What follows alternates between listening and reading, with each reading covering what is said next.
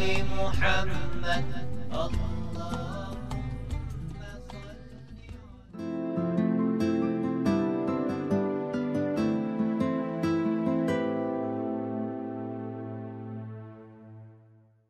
اعوذ باللہ من الشیطان الرجیم بسم اللہ الرحمن الرحیم الحمد للہ رب العالمین الصلاة والسلام علی اشرف الانبیاء والمرسلین ابی القاسم محمد صلی اللہ علیہ وآلہ والائمة الطیبین الطاہرین المعصومین لا سیما بقیت اللہ فی الارضین روحی و ارواحنا لہ الفداء اما بعد قال اللہ تبارک و تعالی فی کتابہ المجید اعوذ باللہ من الشیطان الرجیم واعتصموا بحبل اللہ جمیعا ولا تفرقوا۔ ہماری بحث وحدت اسلامی میں چل رہی ہے۔ پچھلے درسوں میں آپ کی خدمت میں وحدت کی اہمیت اور وحدت کی تعریف اور اس کے بارے میں بعض غلط فہمیوں کا ازالہ پیش کیا تھا۔ وحدت کے دو معنی آپ کی خدمت میں عرض ہوئے تھے۔ ایک یہ معنی ذکر کیا تھا کہ اختلاف باقی ہوتے ہوئے مشترکات کے اوپر توجہ کرتے ہوئے دشمن مشترک کے خلاف صف آرائی کر لیں، اکٹھے ہو کر دشمن کے مقابل میں آئیں، اختلاف اپنی جگہ باقی رہیں، مشترکات کے اوپر توجہ دیتے ہوئے، اس کو ہائی لائٹ کرتے ہوئے، اس پر اکتفا کرتے ہوئے دشمن کے مقابل میں آ جائیں۔ اور دوسرا معنی یہ کیا تھا کہ وحدت کا مطلب یہ ہے کہ اپنے اپنے مذہب کی تبلیغ کرتے ہوئے متانت کا خیال رکھا جائے، اخلاق کو مد نظر رکھا جائے، علمی قوانین و موازین کو مد نظر رکھا جائے۔ اگر اس طریقے سے مذہب کی خدمت کی جائے تو کبھی بھی مسلمانوں کے درمیان تفرقہ نہیں پڑ سکتا، جدائی نہیں آ سکتی، دشمنی ایک دوسرے کی نسبت پیدا نہیں ہو سکتی۔ اگر قرآن کی طرف رجوع کرتے ہیں تو قرآن انتہائی صریح اور روشن انداز میں اس مطلب کو تبیین کرتا ہے کہ اگر آپ نے اپنی بات کرنی ہے تو نرم لہجے میں کریں، متانت کے ساتھ کریں۔ مثلا اگر آپ سورہ اسراء کی آیت نمبر 53 کی طرف رجوع کریں تو یوں ارشاد ہو رہا ہے، اعوذ باللہ من الشیطان الرجیم قل لعبادی یقولوا التی ہی احسن۔ میرے بندوں کو کہہ دو، خدا ارشاد فرما رہا ہے کہ وہ بات کریں جو احسن اور بہتر ہو۔ ان الشیطان ینزغ بینہم، شیطان ان کے دلوں میں فتنہ و فساد ڈالتا ہے، ینزغ بینہم، ان کے درمیان فساد ڈالتا ہے۔ ان الشیطان کان للانسان عدوا مبینا، اور یہ جان لو بتحقیق کہ شیطان انسان کا واضح دشمن ہے۔ آپ نے دیکھا آیت کس انداز میں اس حقیقت سے پردہ اٹھا رہی ہے۔ گویا کہ آج کے حالات مد نظر ہیں اور ہیں حتماً، چونکہ قرآن علم الہی ہے، اور کس طریقے سے یہ آج کے زمانے پر بھی فٹ ہو رہی ہے کہ میرے بندوں سے کہہ دو، گویا کہ یوں لگ رہا ہے اور ہے بھی ایسا کہ یہ آیت آج کے لوگوں کو بھی مخاطب ہے اور ڈائریکٹ مخاطب ہے کہ میرے بندوں کو کہہ دو کہ وہ احسن بات کریں، بہتر جو بات ہو وہ بات کریں، کیونکہ شیطان فساد ڈالتا ہے۔ چونکہ احسن بات نہیں کریں گے، بہتر بات نہیں کریں گے، اپنا اخلاق، اپنا رویہ اگر درست نہ رکھتے ہوئے بات کریں گے، غلط بات کریں گے، تو ظاہری بات ہے فساد ایجاد ہو رہا ہوگا۔ اس میں کون مددگار ہوگا؟ شیطان، اور شیطان انسان کا واضح اور روشن دشمن ہے۔ اسی طریقے سے سورہ بقرہ کی آیت نمبر 83 میں یہ ارشاد ہو رہا ہے کہ وَقُولُوا لِلنَّاسِ حُسْنًا، کہ لوگوں سے اچھی گفتگو کرو، قولوا حسنا، بہتر قول کے ساتھ بات کرو ان کے ساتھ۔ حتیٰ قرآن اس حد تک تاکید کرتا ہے اور اپنے منتخب ترین اور مجتبی جیسے بندوں سے مخاطب ہوتا ہے۔ مجتبی یعنی جو خاص طریقے سے چنا ہوا ہے، یعنی انبیاء، ان سے یہ خطاب کر کے کہتا ہے کہ اگر تم فرعون جیسے فاسد انسان کے پاس بھی جاؤ تو قول لین کے اندر بات کرو، نرم لہجے میں بات کرو۔ مثلا دیکھیں سورہ طٰہٰ کی آیت نمبر 44 میں یوں ارشاد ہوتا ہے فَقُولَا لَهُ قَوْلًا لَيِّنًا، کہ آپ دونوں جائیں، جناب موسیٰ و جناب ہارون، اور اس کے ساتھ نرم قول سے بات کریں، لَعَلَّهُ يَتَذَكَّرُ أَوْ يَخْشَىٰ، شاید کہ وہ نصیحت مان جائے یا ڈر جائے۔ آپ نے دیکھا کہ خداوند متعال کے لیے اخلاق اور حسن رویہ انتہائی اہمیت کا حامل ہے۔ بس یہاں تک ہمارے یہ نتیجہ نکلا تعریف وحدت کے اندر کہ وحدت کے دو معنی ہیں۔ اگر ان کو ہم جمع کر کے بیان کریں تو یوں بنے گا کہ اختلافات کے باوجود کہ جو اختلاف فقہی ہیں اور فرعی ہیں، ان اختلافات پر باقی رہیں، یعنی اپنے اپنے مذہب پر باقی رہتے ہوئے مشترکات پر توجہ دیتے ہوئے اکٹھے ہو جائیں ایک دشمن کے خلاف، اور اپنے مذہب کی تبلیغ کریں لیکن اس میں متانت، اخلاق اور حسن رویے کو مد نظر رکھیں۔ یہ ہے وحدت کی تعریف، اور وحدت میں اگر اس چیز کا خیال رکھ لیا جائے تبلیغ دین کے اندر تو مسلمان ایک دوسرے کے قریب آ سکتے ہیں، اور ہماری مراد بھی وحدت سے یہ ہے۔ اس بحث کو ختم میں مقام معظم میں رہبری سید علی خامنائی کے قول سے کرتا ہوں۔ رہبر فرماتے ہیں کہ اتحاد مسلمین بمعنی انصراف مسلمین و فرق گوناگون از عقائد خاص کلامی و فقہی خود شان نیست، یعنی غلط فہمی کا ازالہ کر رہے ہیں کہ وحدت سے مراد، اتحاد مسلمین سے مراد یہ نہیں ہے کہ مسلمان اپنے فقہی مذاہب کو چھوڑ دیں، اپنے خاص عقیدوں سے دستبردار ہو جائیں، بلکہ اتحاد مسلمین بے دو معنی دیگر است کہ ہر دو آن باید تامین بے شود، بلکہ وحدت کے دو معنی ہیں کہ جو حتماً جو ہیں ادا ہونے چاہیے، ان پر عمل پیرا ہونا چاہیے۔ پہلا معنی، اول این کے فرق گوناگون اسلامی کہ ہر کدوم فرق مختلف کلامی و فقہی داران حقیقتاً در مقابلے با دشمنان اسلام ہمدلی، ہمدستی، ہمکاری، ہم فکری کنند، کہ جتنے بھی مسلمانوں کے فرقے ہیں فقہی اعتبار سے اور عقیدتی اعتبار سے، وہ مشترکات کو مد نظر رکھتے ہوئے، یہ بات چونکہ میں پہلے تبیین کر چکا ہوں، میں اس میں اضافہ کر رہا ہوں،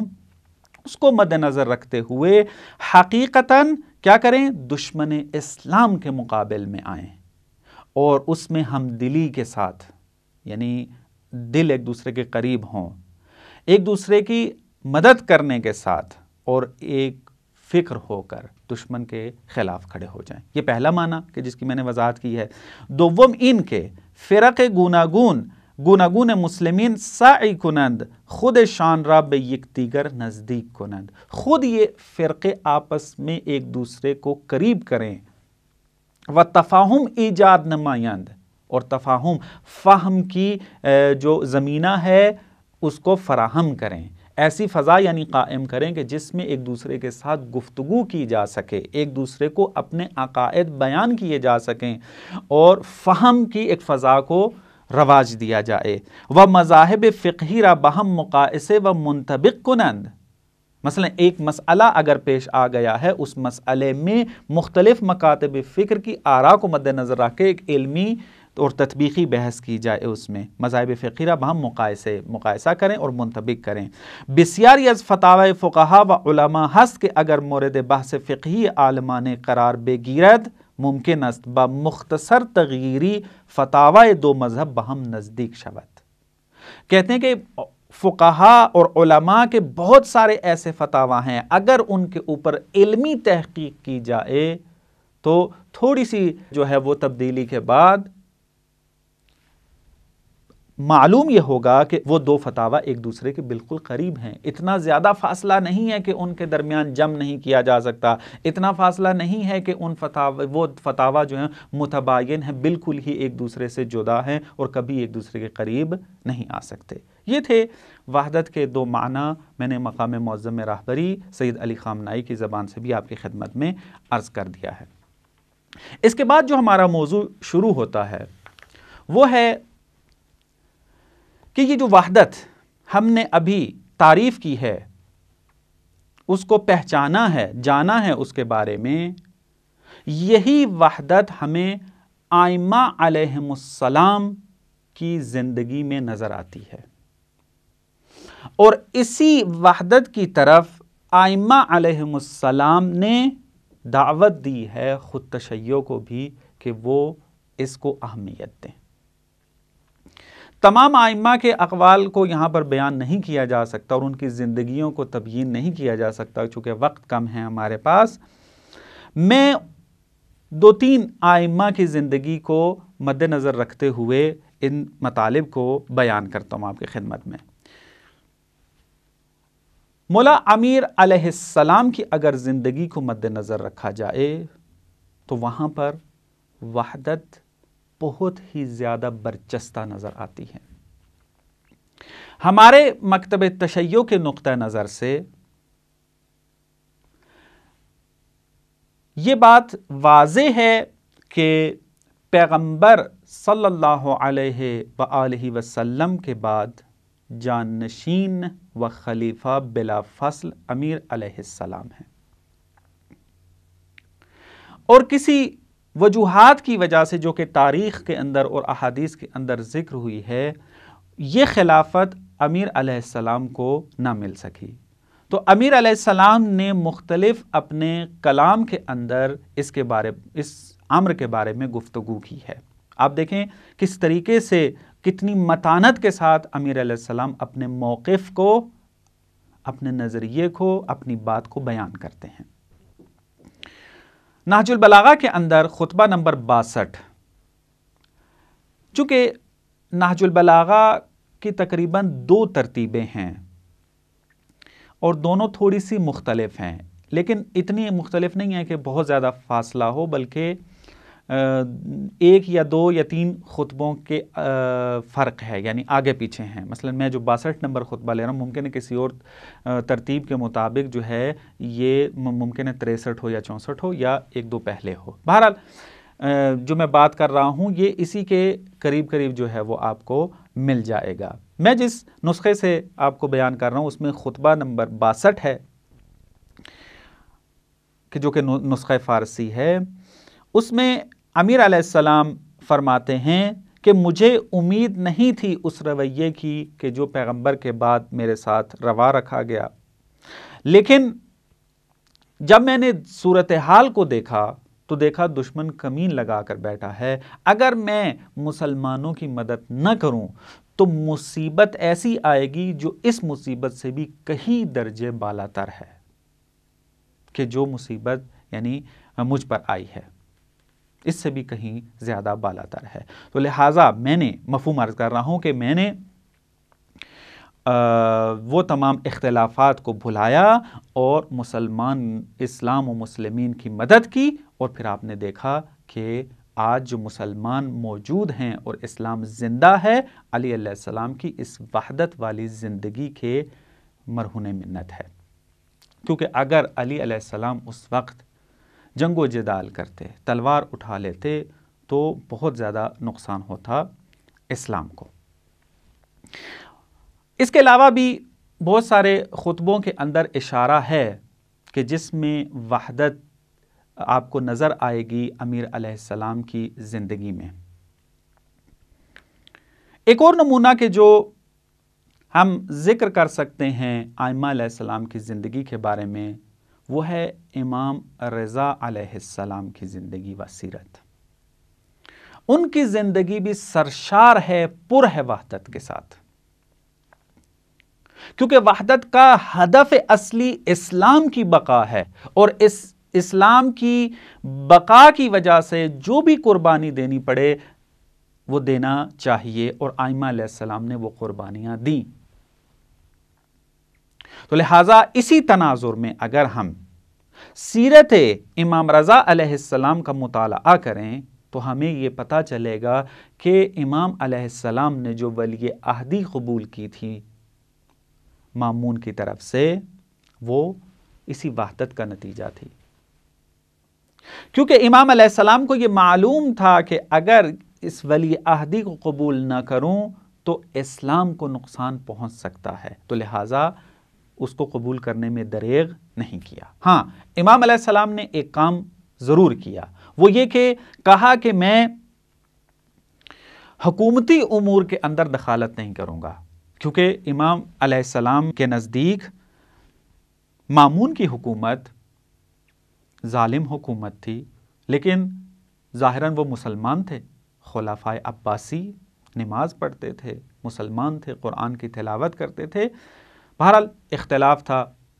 لیکن ان کی جو حکومت تھی اس کے اندر عدالت الہیہ کو مد نظر نہیں رکھا جاتا تھا کہ تاریخ بھری ہوئی ہے، یہ کوئی عجیب بات نہیں ہے۔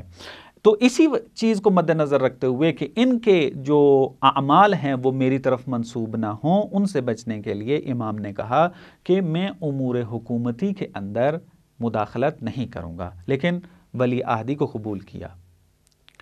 اور اس زمانے کے اندر جو سادہ فہم اور سادہ ذہن رکھنے والے، سطحی سوچ رکھنے والے جو اس وقت مولا کے پیروکار تھے، انہوں نے اعتراض بھی کیا، لیکن امام رضا علیہ السلام نے ان مخالفت کی طرف توجہ نہیں کی، چونکہ اسلام ان کے لیے اہمیت کا حامل تھا، عزیز تھا اسلام، نہ کہ افراد کی باتیں، تو لہٰذا ولی عہدی کو قبول کیا۔ اور پھر اپنے خطبوں میں لوگوں کو تشویق دلائی اس بات کی کہ یہ جو ولی عہدی کو ہم نے قبول کیا ہے اس کی عہد شکنی نہیں کرنا، کیونکہ عہد شکنی کے نتیجے میں مشکلات کھڑی ہو سکتی ہیں اور اسلام کو خطرہ ہو سکتا ہے، چونکہ دشمن کمین میں بیٹھا ہوا تھا، جو مسلمان کا دشمن تھا، جو کہ روم کی طرف سے تھا یا کسی اور طرف سے مختلف، جو کیونکہ وہاں بادشاہیت کے زمانے میں ہر بادشاہ جو ہے اپنی ملک کی زمینوں کو بڑھانے کے لیے دوسرے کمزور ممالک کے اوپر حملے کے لیے تیار بیٹھے ہوا کرتے تھے، لہٰذا اسلام اگر کمزور ہو جاتا، حکومتی اعتبار سے کمزور ہو جاتا، داخلی اعتبار سے، تو مسلمانوں کو شکست دینا مشکل نہیں تھا، تو لہٰذا ائمہ نے اس کی طرف توجہ رکھی اور کوشش کی کہ مسلمانوں کے درمیان جو ہے وہ اتحاد باقی رہے، وحدت کا رشتہ قائم رہے، تاکہ اسلام کمزور نہ ہو سکے۔ اسی طریقے سے تیسرا نمونہ کہ جو ہمیں ملتا ہے ائمہ کی سیرت میں، وہ ہیں امام صادق علیہ السلام کی سیرت۔ امام صادق علیہ السلام سے ایک راوی آ کر سوال کرتا ہے کہ ہمارا اٹھنا بیٹھنا ایسے لوگوں کے ساتھ ہے کہ جو شیعہ نہیں ہیں، آپ کی ولایت کا اقرار نہیں کرتے،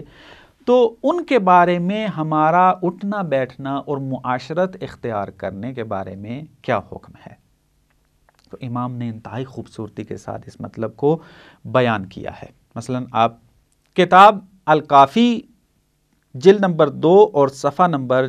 636 کی طرف اگر رجوع کریں تو یہ حدیث وہاں موجود ہے۔ امام فرماتے ہیں تنظرون ائمتکم الذین تقتدون بہم وتصنعون کمثل ما یصنعون، امام فرماتے ہیں کہ تم اپنے آئمہ کی طرف نگاہ کرو، ان کی سیرت کو الگو بناؤ، نمونہ عمل بناؤ اپنے لیے. آپ دیکھو کہ انہوں نے کس طریقے سے پیروی کی ہے ان کی. چونکہ وہ حکومت میں تھے، تمام امور ان کے ہاتھ میں تھے، تو لہٰذا جو اسٹریٹجی و پلاننگ بنتی تھی وہ ان کی طرف سے ہوتی تھی. لیکن وحدت کو برقرار رکھتے ہوئے آئمہ نے کبھی واضح طور پر مقابلے میں آنے کا نہیں کہا اور نہ ہی آئے ہیں. فَتَصْنَعُونَ كَمِثْلِ مَا يَصْنَعُونَ، اور وہی کام اور اسی طریقے سے عمل کو انجام دو جس طریقے سے انہوں نے عمل انجام دیا ہے. فَوَاللَّهِ، خدا کی قسم، اِنَّهُمْ لَيُعُودُونَ مَرْضَاهُمْ، آپ کے پیشوا یعنی آئمہ وہ ان کی مریضوں کی عیادت کے لیے جاتے ہیں. وَيَشْهَدُونَ جَنَائِزَهُمْ، اور ان کے جنازوں کی تشییع کرتے ہیں، حاضر ہوتے ہیں وہاں پر. وَيُقِيمُونَ الشَّهَادَةَ لَهُمْ وَعَلَيْهِمْ، اور گواہی دیتے ہیں ان کے لیے بھی اور ان کے خلاف بھی. جب عدالتی معاملہ آتا ہے تو گواہ کی ضرورت پڑتی ہے. تو اگر کوئی اہل سنت ہوتا اور اس کو ضرورت ہوتی اور امام کو پتہ بھی ہوتا یہ حق پر ہے اور اپنی آنکھوں سے وہ قصہ دیکھا ہوتا تو گواہی دیتے اس کے حق میں جا کر. اور ایک اہل سنت کو اگر حق چاہیے ہوتا اور دوسرے نے اس کے خلاف جو ہے وہ کوئی قدم اٹھایا ہوتا اور وہ بھی اگر اہل سنت ہوتا تو اس کے خلاف بھی کیا ہے گواہی دیتے. پس گواہیاں بھی دیتے تھے ان کے لیے. وَيُؤَدُّونَ الْأَمَانَةَ إِلَيْهِمْ، اور امانتیں بھی اور لے دیتے تھے، کیونکہ امانتیں رکھی جاتی تھی ان کے پاس اور پھر وہ امانتیں پوری طریقے سے ان کو واپس کر دی جاتی تھی. بس یہ چند نمونے آپ کی خدمت میں ذکر کیے ہیں جس سے معلوم ہوتا ہے کہ وحدت جس طریقے سے قرآنی فریضہ ہے اور تاکید کرتا ہے اور اس سے ہم وجوب کو سمجھ سکتے ہیں، ہمارے آئمہ علیہم السلام نے اسی قرآن سے الہام لیتے ہوئے وحدت کو مد نظر رکھا، اس پر عمل کیا اور اپنے چاہنے والوں کو اس پر عمل کرنے کا حکم دیا. والسلام علیکم ورحمۃ اللہ وبرکاتہ.